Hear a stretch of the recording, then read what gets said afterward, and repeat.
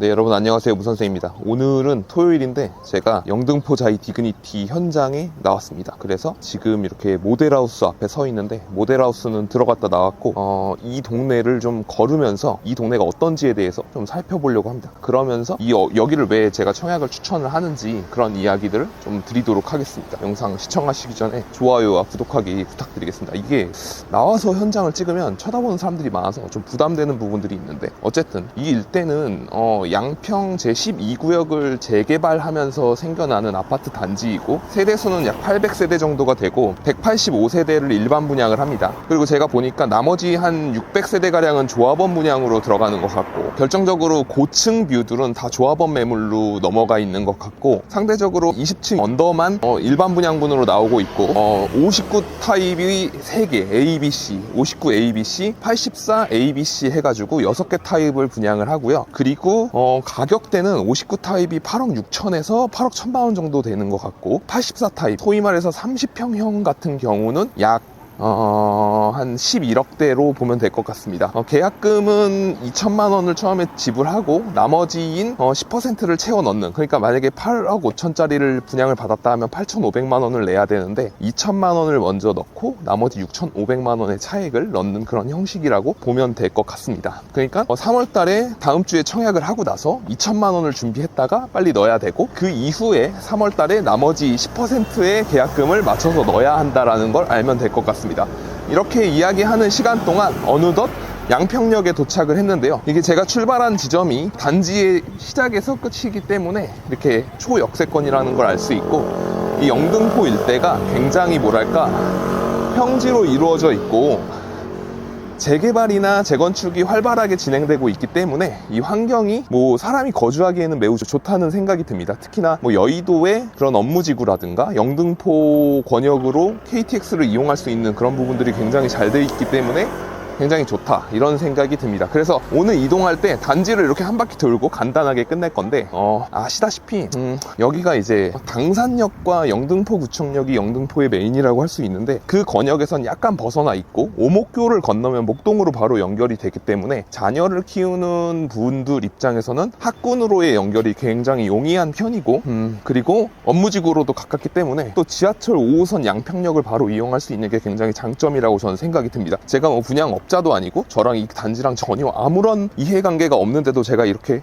좋다고 이야기를 하는 이유는, 제 생각에는 영등포 일대에 8억 5천만 원의 신축을 과연 가질 수 있을까? 이런 생각이 들고, 첫 번째고요. 지금 주택시장이 조정이 시작된 게 2021년 10월부터 조정이 시작돼가지고 가격 단가가 내려오고 있는데, 그러면서 이제 실거래가들이 계속 내려오고 있는 거에 비해서 어쨌든 금매를 잡으면 구축을 살 수밖에 없는 입장이고, 그리고 좀 신축들 이 근처에 당산 센트럴 아이파크나 이런 데를 매수하게 되면 30평형이 이미 호가로도 많이 내려와도 13억 9천이고 2021년 최고치를 찍었을 때는 17억을 넘겼었는데 11억 정도면은 괜찮은 분양가라고 저는 생각이 듭니다. 실제로도 모델하우스에도 사람이 굉장히 많았고, 지금 제 뒤에 있는 공사 현장이 다 그런 지금 이 단지라고 생각하시면 될 것 같습니다. 어쨌든 굉장히 지금 주거 가치로는 서울에서는 보통 평지가 많이 없는데 이렇게 평지 일대로 구성이 돼가지고 굉장히 좋다라는 생각이 듭니다. 지금 현재 제가 이 일대를 둘러보고 있는데,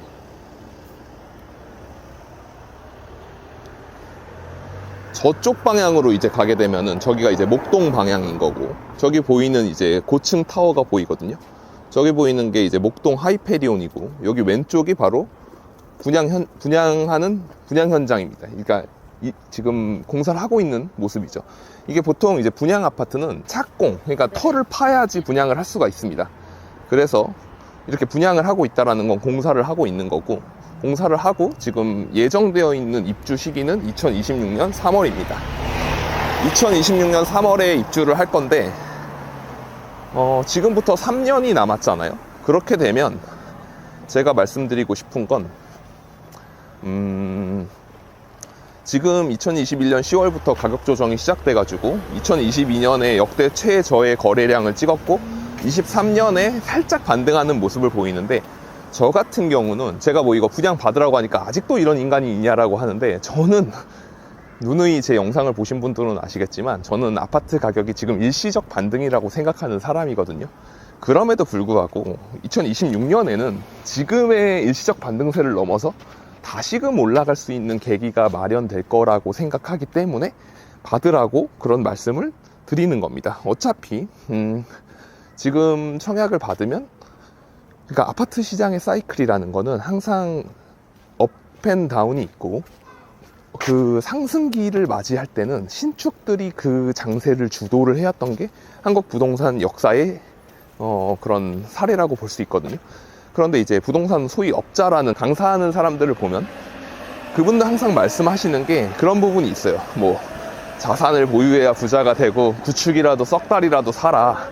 근데 지금 특례보금자리를 활용해서 9억 이하의 아파트를 금매로 잡아라라고 하는데, 차라리 그런 바에 서울 역세권 요지의 입지인 영등포에 자이라는 신축 브랜드로 지금 8억 5천만 원에 이렇게 사두면 3년 뒤에, 그리고 뭐 한 5년 뒤에 반등의 사이클이 나타날 때 신축들이 또다시 그 상승세를 주도할 텐데, 그런 상승기에 좀 효과 있는, 그러니까 상승의 여력을 주도하는 그런 에너지 있는 아파트, 모멘텀 있는 아파트가 되지 않을까라고 생각을 하고요.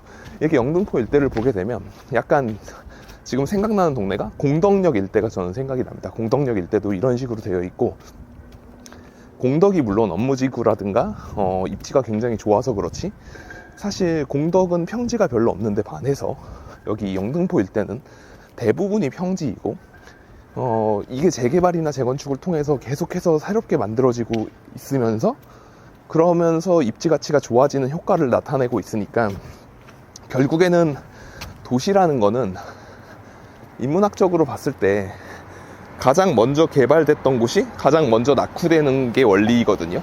그런데 여러분이 아시다시피 1호선과 어떤 경인선, 경부선, 그 전철 노선, 기차 노선이 지나갔던 곳이 이 영등포 일대이고, 그 말은 즉슨 1900년대 초반부터 여기가 공업화나 도시화가 진행되면서 굉장히 조기에 개발이 되었고, 그 당시에는 신도시였겠지만 이제 순서에 따라서 먼저 개발된 곳이 먼저 낙후되는 것이고, 그 다음에 강남 지역이 개발이 됐고, 다시금 이 동네가 재개발과 재건축이라는 도시 재생을 길을 걷게 되니까 다시금 좋아지는 타이밍에 서 있다라고 생각이 듭니다.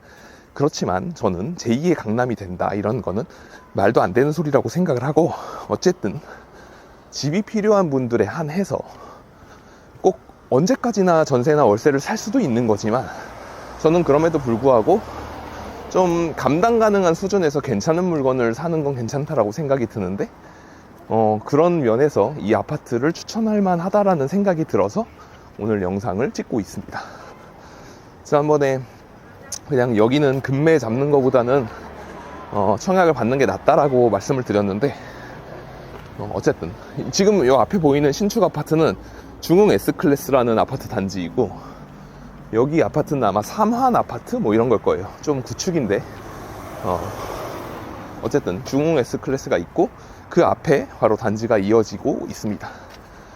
오늘 제가 이제 모델하우스 들어가 보니까 사람이 꽤 있는 편입니다. 그래서 사람들이 생각하는 것만큼 미분양이나 이런 게 날 것 같진 않고, 결국에 여기 30평이 11억인데 둔촌주공 30평이 12억이었다는 거는 좀 시사하는 바가 있죠.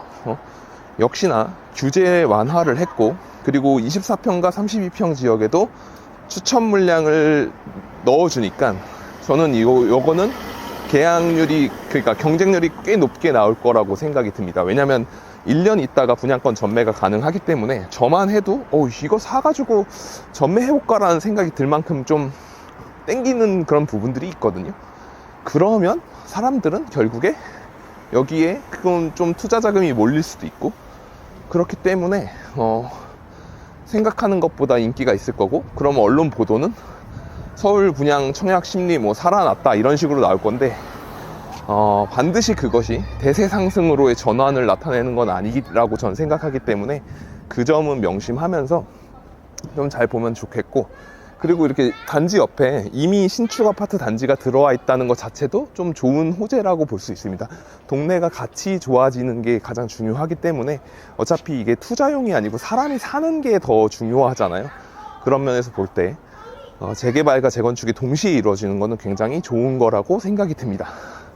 여기는 이제 양평동 영광교회 신축공사, 이제 교회도 함께 양평 12구역 도시환경 정비구역으로 지정돼서 같이 하고 있는 모습으로 보여집니다.